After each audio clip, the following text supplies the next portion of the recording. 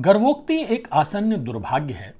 मैं अभी उस आग से मिल आया जो न पकाती है, न कुंदन करती है, बस भस्म कर देती है। प्रशंसा खतों में ज्यादा अच्छी लगती है। प्रत्यक्ष स्तुति परेशानी का सबब कई बार खून खौलने लगता है। दूध वाली खौली चाय पी रहा हूं, पर एक दिन मैंने गलती से ब्लैक कॉफी पी ली। अब मुझे दोनों पसंद हैं। मैंने मांडू नहीं देखा, तुम्हारे साथ नहीं देखा। ये दो पंक्तियां मौत और मुक्ति के बीच खिंची क्षीण रेखाएं हैं। स्मृतियों का भी एक वर्जित क्षेत्र होता है। स्मृतियों का भी एक वर्जित क्षेत्र होता है। वहां जाने से वो खुद घबरा जाती हैं। 7 वर्ष लंबी स्मृति विहीन यात्रा, घर अनजाने आज उस वर्जित स्थान पर चहलकदमी करने लगा हूं। मेरा चेहरा कहने और ना कहने के बीच चांद का टाइम टेबल बदलना निहारता रहा। जद्दोजहद के बियाबान में फंसा अनिर्णित उलझता रहा। अनिर्णय अब स्थायी अवस्था है मेरी। गहरी नींद से उठता हूं, गरम हथेली अपनी भारी पलकों पर रखता हूं। अवचेतन फ्लैशबैक की तरह स्लो मोशन में आता है।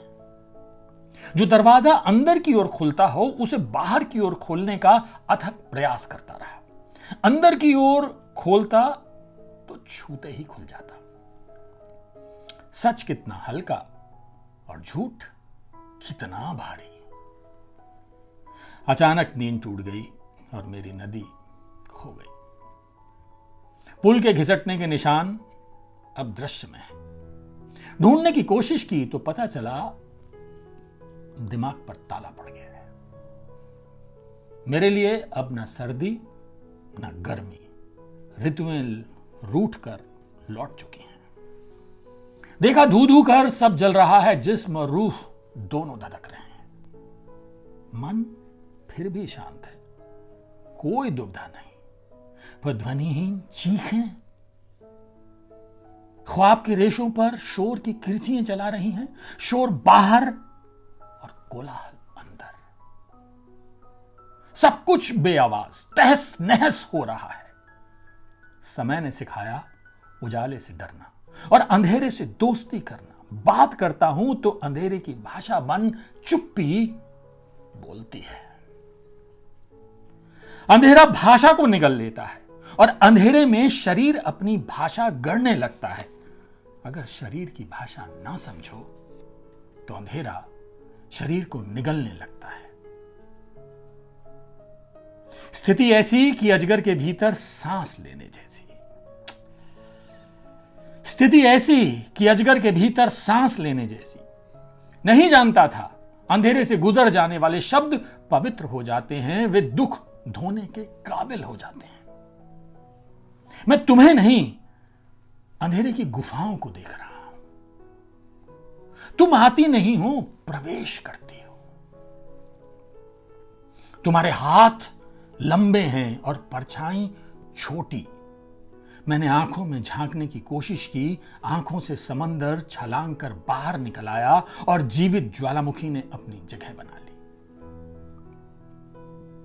यथार्थ में लौटने के लिए जरूरी है पौरुष के दर्प में धनुष हुए आदमी का तीर छूटना, और यह जानना भी कि जरूरी नहीं है हर वासना दुष्ट ही हो।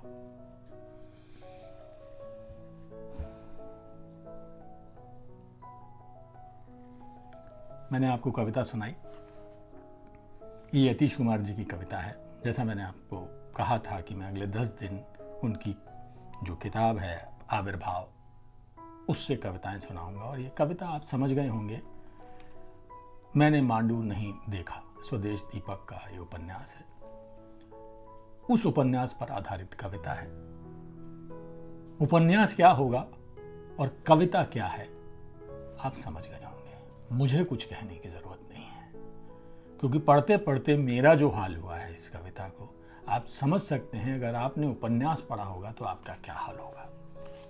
हालांकि मन तो नहीं है कि इस कविता को पढ़ने के बाद मैं कुछ और पढ़ूं, लेकिन एक कविता, क्योंकि इसमें इस उपन्यास पर उन्होंने 4 कविताएं लिखी हैं, तो 4 में से एक पढ़ दी, एक और पढ़ लेता हूं मैं। कल मैंने आपको मुझे चांद चाहिए पर कविताएं उनकी लिखी हुई सुनाई थी। आज मैं आपको सुना रहा हूं, मैंने मांडू नहीं देखा।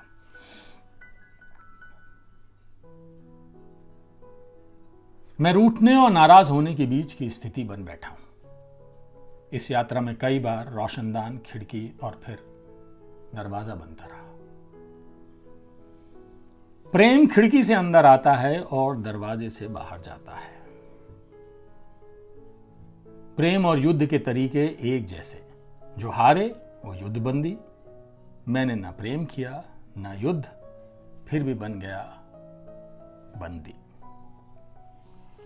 यात्रा में यह भी जाना कि बुद्ध के रास्ते में कर्ण कवच मिलता है और फिर शब्दों के तीर नहीं लगते। मैं पैदल चलता गया। मैं तुम तक पहुंचना चाहता था, पर मुझे बताया गया कि जो पैदल चलते हैं वो कहीं नहीं पहुंचते। अब मैं कान बनना चाहता हूं ताकि शब्दों को अर्थों में बदल सकूं। चाहता हूं शक्ति और सब्र दोनों एक साथ रहें। मेरे पैरहन बनकर मैं उसे ओढ़कर दोबारा विश्व जीतने चल दूंगा। और यूं मैं खुद अपना अनुवाद होने से बच गया। तो 2 कविता मैंने सुनाई। आविर्भाव संकलन है।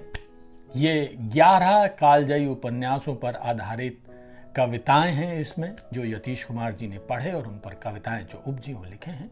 आप भी पढ़िए। यतीश जी, कमाल की कविता लिखी है आपने।